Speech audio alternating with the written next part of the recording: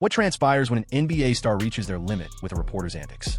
Take DeMarcus Cousins, who lost it after a personal jab. You can spout whatever you like about me, but keep my mother *****ing fan out of it. Then there's Russell Westbrook, who cuts a journalist off right in the middle of their query. What's got you all worked up? I simply don't have a fondness for you. Really? No. These instances are when NBA stars put journalists in check, kicking off with Pascal Siakam. Following the Pacers' Game 5 defeat against the Knicks on May 29, 2025, Pascal Siakam had an uncomfortable interaction with reporter Greg Doyle. Describing it merely as uncomfortable was akin to labeling a tornado as a light wind.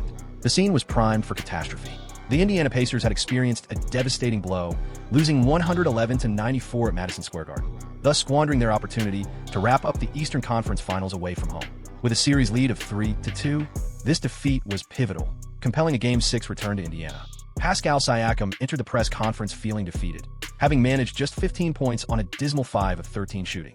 But things were about to take a wild turn. Enter Greg Doyle, a journalist from the Indy Star, who posed a bold question regarding the Knicks' apparent intensity compared to that of the Pacers.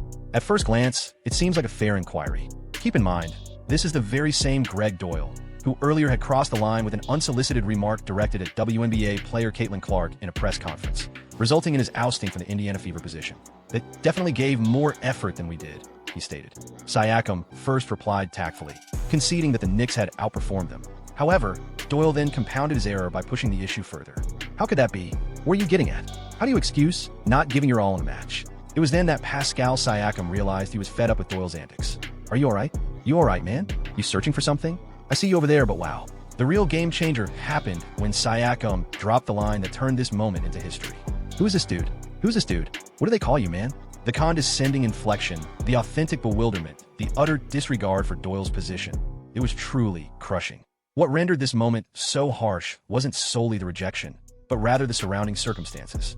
Doyle's track record of contentious exchanges, notably the earlier clash with WNBA athlete Caitlin Clark, added to the weight of this encounter. Siakam wasn't merely answering a single query. He was reacting to a trend of conduct that he evidently deemed unsuitable and unprofessional. LeBron James. LeBron James has encountered numerous media situations, yet few have been as expertly handled as his exit during the 2018 NBA Finals. He had a heated interaction with ESPN reporter Mark Schwartz during the finals, abruptly leaving a post-game interview and urging reporters to improve the next day. Understanding the context is essential. It was the first game of the 2018 NBA Finals, and LeBron put on a remarkable show, cementing his legacy with a stunning 51 points, along with 8 rebounds and 8 assists. However, the match concluded in an uproar over J.R. Smith's blunder. In the dying moments of a tied game, Smith secured an offensive rebound but neglected to shoot or call a timeout, which led to regulation ending in a subsequent overtime defeat. Here stands LeBron, having dropped 51 points in the finals, witnessing his team's loss due to a lapse in judgment, now bracing himself for the press. Meet Mark Schwartz, a seasoned journalist with ESPN since 1990, recognized for his segments on Outside the Lines and SportsCenter. LeBron, Mark Schwartz, ESPN. Observing the mixed responses to JR's rebound at the game's conclusion, there's lingering uncertainty regarding whether JR believed the score was tied or if he thought your team had the lead. From your vantage point on the court and your conversation with him post-play, how do you interpret it? LeBron's first reply was calm, yet you could sense the rising frustration. "How can I tell? Did you even have a conversation with him after the play concluded?" Schwartz wasn't finished, though. He continued to probe, inquiring about Smith's thoughts, if he was aware of the situation, and what was going through his mind. Schwartz wouldn't let up. LeBron rose, took hold of his bag, and left, stating, "Aim for improvement tomorrow." Were you aware if he was aware of the outcome? Much appreciated. The message of improvement for the next day was more than mere deflection. It served as a tutorial on navigating a trying scenario with poise while ensuring your message remains unmistakably clear. LeBron was essentially conveying that while he can't dictate his teammates' thoughts, he certainly can dictate his own reaction to your incessant inquiries. At this moment, I'm opting to step back. However, LeBron's past encounters with the media haven't always been as graceful. Back in 2011, during the NBA playoffs, following a Game 3 defeat against the Boston Celtics, LeBron quietly said, "That's retarded," at a press conference when a reporter directed a question at Dwayne Wade regarding a disputed play. He later expressed regret, stating, "I want to apologize for using the R word after Game 3. I'm truly sorry if I hurt anyone." In 2014, ahead of a match against the Oklahoma City Thunder, LeBron faced a question regarding Kevin Durant's playmaking abilities. He initially reacted poorly and later expressed regret, admitting it was a tendency he wished to overcome. Such moments revealed another aspect of LeBron's rapport with the media. a scenario where irritation overtook him. However, by 2018, LeBron had grown. The "Be Better Tomorrow" statement highlighted an athlete who had mastered the art of responding to media scrutiny with grace and poise. It served as an excellent illustration of maintaining composure while addressing a reporter. The incident involved DeMarcus Cousins. In the realm of NBA athletes protecting their loved ones, few instances were as raw and charged as DeMarcus Cousins' encounter with Sacramento Bee writer Andy Furillo. This fiery exchange occurred in December 2016, sparked by a column that referenced his sibling. The backdrop for this outburst was a volatile mix of emotional strife and occupational dissatisfaction. In December 2016, DeMarcus Cousins had a heated exchange with Sacramento's beat writer Andy Furillo in the locker room following a match against the Los Angeles Lakers. This altercation was triggered by Furillo's article, which covered a nightclub incident involving Cousins and teammate Matt Barnes while bringing up Cousins' brother Jalil related to a past arrest. It's important to note that DeMarcus was already recognized for his volatile nature and fierce loyalty to his family. Furillo's piece also mentioned a previous incident from May 2016 in Tampa, Florida, where Cousins' brother Jalil faced arrest after being tossed during a nightclub fracas. Cousins was taken away. This situation transcended mere critiques of his gameplay. It involved his family being tangled in a narrative that had no reason to include them. When Cousins confronted Furillo in the locker room, the interaction lacked diplomacy or restraint. It was a raw expression of emotion and an instinctive drive to defend. "Never bring up my brother again. You have no idea who he is. A coward? Speak your mind about me if you wish, but keep my damn family out of it." The intensity in Cousins' voice, the way he drew that boundary. It was evident that the issue had transcended basketball. This situation centered around respect, boundaries, and safeguarding his loved ones from unwarranted attention. The Sacramento Kings acted quickly, imposing a $50,000 fine on Cousins for his actions, though they opted not to suspend him. Their statement highlighted the conduct expectations for everyone in the organization, stressing the importance of upholding these standards. However, the true significance of this moment lay not only in the confrontation. Cousins responded shortly after, offering a public apology where he stated, "Every situation demands a specific approach, and I did not follow that." He admitted, "Like many, I feel a strong need to defend my loved ones, and I allowed my feelings to overwhelm me this time." While he recognized his error, he articulated the reasons behind his reaction. "I realized my behavior was unacceptable, and I pledged to respect the professional expectations of both the Kings and the NBA." Chris Paul. Often, the most effective critiques aren't marked by fierce arguments, but by impeccably timed wit that cuts deep. During the 2017 NBA playoffs, Chris Paul had a memorable exchange with a reporter when asked about the Clippers' prospects for Game 7. The backdrop of this moment was significant, as they had just faced a defeat in Game 5 on April 25, 2017, leaving them trailing 3-2. With Game 6 looming in Utah, the atmosphere was tense. The Los Angeles Clippers found themselves on the verge of elimination, and Chris Paul, recognized for his sharp basketball intellect and captaincy, was about to encounter one of the most questionable inquiries in playoff history. "Chris, do you think the Clippers will return here Sunday for a Game 7? Paul's first response was sheer bewilderment. "What?" As the journalist sought to get some clarity, Paul unleashed a brilliantly sarcastic comeback that will be remembered in NBA lore. "What's your deal? I'm part of the team. Would you really reject it? Is that what you're hoping to hear?" "Absolutely. Let's be real here. You've been at this for quite a while." No kidding, right? The brilliance of Paul's reply lay in its reasoning. He effectively dismantled the ridiculousness of the inquiry. What was the reporter hoping to hear? An admission of defeat from him, a sign they were throwing in the towel. The twist in the tale is that the Clippers pulled off a victory in Game 6 on April 28, 2017, clinching at 98-93, which propelled them to a Game 7 showdown. Paul shone brightly with 29 points, highlighting his role as a leader. Sadly, the story took a turn in Game 7 on April 30th, 2017, where the Jazz triumphed 104-91, bringing the Clippers' season to an end. Russell Westbrook versus Barry Trammell. The dynamic between certain players and journalists can be intricate, yet the friction between Russell Westbrook and Barry Trammell was a different level. Barry Trammell, a sports writer for the Oklahoma, had a notably strained interaction with Westbrook during the 2019 NBA playoffs, especially post-Game 4 against the Portland Trail Blazers. To grasp the essence of the Trammell scenario, one must recognize that Russell Westbrook had a notorious reputation for confronting reporters. He transformed press conferences into an arena of his own, truly captivating to watch with every appearance. Russell Westbrook is not only celebrated as one of the all-time basketball legends, but also for his intense disdain for the media. Let's revisit some memorable moments before we explore the Trammell incident. Recall the occasion when he dismissed a journalist who posed what he deemed an absurd question regarding James Harden. "Do you consider Harden to be a max player?" James Harden is an exceptional asset to our team. He accomplishes numerous wonderful tasks for us, and he shows no signs of stopping. Then comes the iconic instance when he made a journalist rephrase his question due to the use of overly complex vocabulary. How did you find out about that? I was saying, what now, my friend? Over time, he has embraced his love for grandiloquence. He's suggesting you should pose your inquiry. How did your spontaneity, how did your capacity for empathy play a role? And off you go. And maybe most harshly, there was a moment when he directly told a journalist, I'm not fond of you. Ah, we performed well, execute. Have you established something? I simply have no fondness for you. Really? No. The pinnacle of Westbrook's exchanges with reporters was this utterly baffling occurrence. You all let the camera slip away to the jazzy breeze this morning. Huh, what's that about, dude? I'm done here. For real. The bewilderment evident on Westbrook's expression. His struggle to grasp the reporter's question was quintessential Westbrook. He simply turned and left the scene, finding it all utterly absurd. This wasn't merely an isolated event with Barry Trammell. It represented a buildup of years of strain. Several instances date back to at least 2015, notably when Westbrook told Trammell, I simply don't like you, in a post-game conversation. However, what truly captivated fans was the evolution of this dynamic over the years. Tension peaked in 2017 when Westbrook intervened during an inquiry directed at teammate Steven Adams, highlighting his determination to shape media perceptions. This incident revealed key aspects of Westbrook's personality. He wasn't merely shielding himself from unwelcome inquiries. He was safeguarding his teammates too. I won't allow anyone to attempt to divide us. We're all committed to the team. I'm going to check the bench and evaluate what's available on the court. I'm no longer in the spotlight. We're united in this. However, the significant moment occurred in January 2019. Trammell confessed in a hoop-side interview that he crossed the line with Westbrook after a game, leading Westbrook to completely disregard his inquiries. That could be Russell, yet I pose a question to Steven.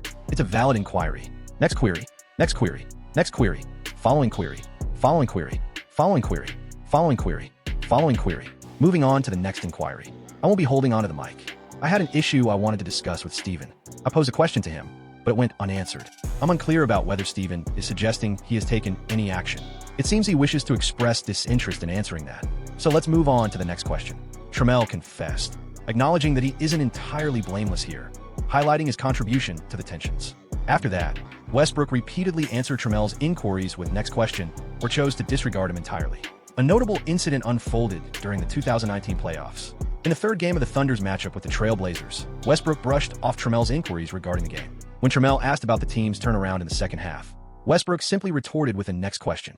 In 2016, Green faced one of the most improper questions ever posed in the NBA, which prompted a strong rebuttal. Draymond Green challenged a journalist who made a comparison between the Warriors' gameplay and Houston's crisis, an inquiry deemed inappropriate. The backdrop was tragic.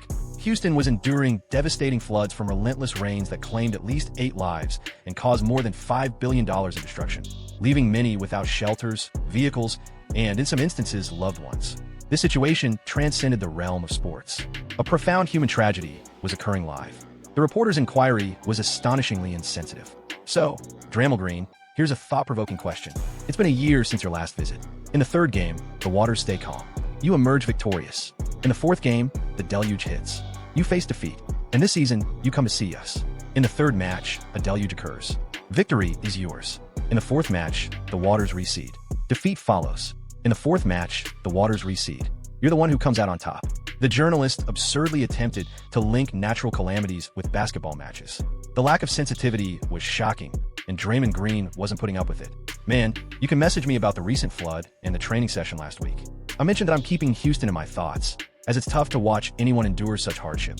Green replied with a calm, yet assertive tone, his passion intensifying as he spoke. It seems to me that you're fishing for some hot take regarding our three-point shooting, hoping to provoke a sensational quote from me. But that's not happening. My heart goes out to the Houston community. Families are losing their homes, their cars, their very lives, and they're grieving for those they've lost. Yet here you are, seeking a provocative comment from me about the threes, aren't you? Then arrive the decisive blow. That's not right, dude. You persist in asking me the identical question regarding this deluge. These individuals are suffering grave losses, correct? Losing their lives and their homes. Please refrain from asking me about that again. It's not appropriate, and I won't give you the response you're looking for. Seriously, cut it out. The consequences were immediate and harsh. As per various sources, the journalist was let go around an hour following the news briefing. The individual was recognized as a rookie reporter hailing from China, affiliated with a Chinese outlet yet operating out of Houston.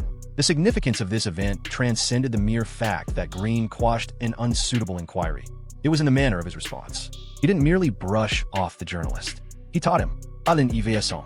Any roster of NBA stars addressing the media would be lacking without the legendary press conference instance etched in sports lore. On May 7, 2002, Allen Iverson challenged reporters over his commitment to practice, infamously stating, "We discussing practice, not once more." However, it's simple to discuss. It's simple to encapsulate. We simply discuss training. We convey it right here. I guess it's the French perspective on gameplay, and we're inside having a conversation about practice. Not a match, not a match, not a match. We're discussing practice here. It's not about the game, not about the game where I put my all in and approach each match as if it's my final moment. No, it's the practice we're focusing on, my friend. Honestly, how ridiculous is that? It's all about practice.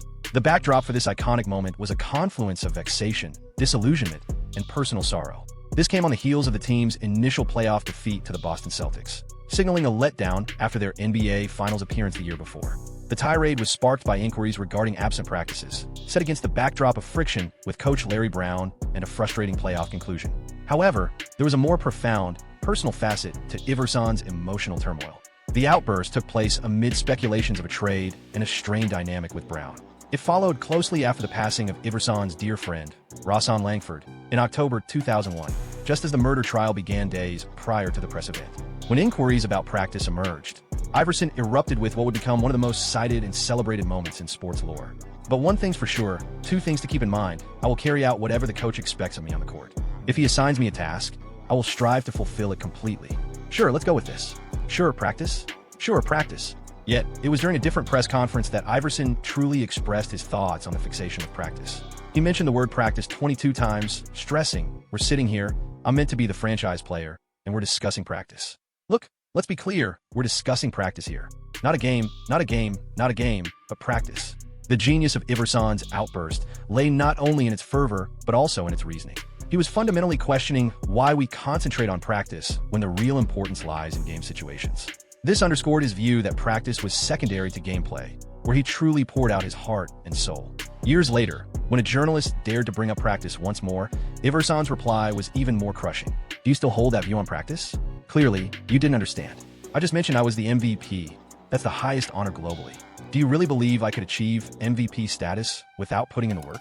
I need to be the villain." The brilliance of his reply was that Iverson completely flipped the story. He wasn't against practice. He was for reason. How could anyone attain MVP status, be recognized as the top player globally, without putting in the work? The very question was ridiculous, and Iverson addressed it bluntly. Giannis Antetokounmpo. Often, the harshest critiques arise not from fury or wit, but from profound insight. Giannis had a memorable exchange with journalist Eric Name in April 2023, reacting fervently to a query regarding whether the Bucks season was deemed unsuccessful following their playoff departure. The context for this exchange was ideal for a philosophical discussion. This event took place on April 26, 2023. After the fifth game of the initial playoff round featuring the Milwaukee Bucks and Miami Heat, the Bucks, boasting the top NBA regular season record at 58-24, faced an unexpected defeat, falling 128-126 in overtime. Eric Name, a veteran writer for The Athletic focusing on the Bucks, posed the question to Giannis: "Do you consider this season a failure?" The inquiry made sense in light of the circumstances, but Giannis' reply was quite extraordinary. "Oh my God, sure, I'm not really in the loop. You posed the identical question last year, Eric. So, do you receive a promotion annually at your workplace?" What ensued was an exceptionally profound philosophical reply in the annals of sports media. Of course not. Each year you put in effort is not a failure. Agreed? Absolutely not. Each year you invest your time. You progress towards a purpose, towards achieving a target. Certainly, the aim is to achieve a promotion, to support your family, to offer them a home, or to look after your parents. You strive toward a goal. It's not about failing. It's all part of the journey to success. Well, and Giannis had more to say. He mentioned Michael Jordan. Jordan had a 15-year career, winning just one championship. The remaining 9 years were seen as unsuccessful. That's what you say to him. "Oh, Max, you're a puzzle. Yes or no?" And then the philosophical insight arrived. In sports, there exists no failure. Life is filled with ups and downs. Some days you thrive, while others you stumble. What truly made Giannis' moment impactful wasn't just his anger or sarcasm. It was his ability to reshape the discussion entirely. He transformed a straightforward yes or no inquiry into profound reflections on achievement, loss, and the essence of human progress. He pushed back against the simplistic notion of success versus failure, asserting that obstacles are merely steps along the path to triumph. Go ahead and tap on one of the cards displayed on your screen to explore similar videos.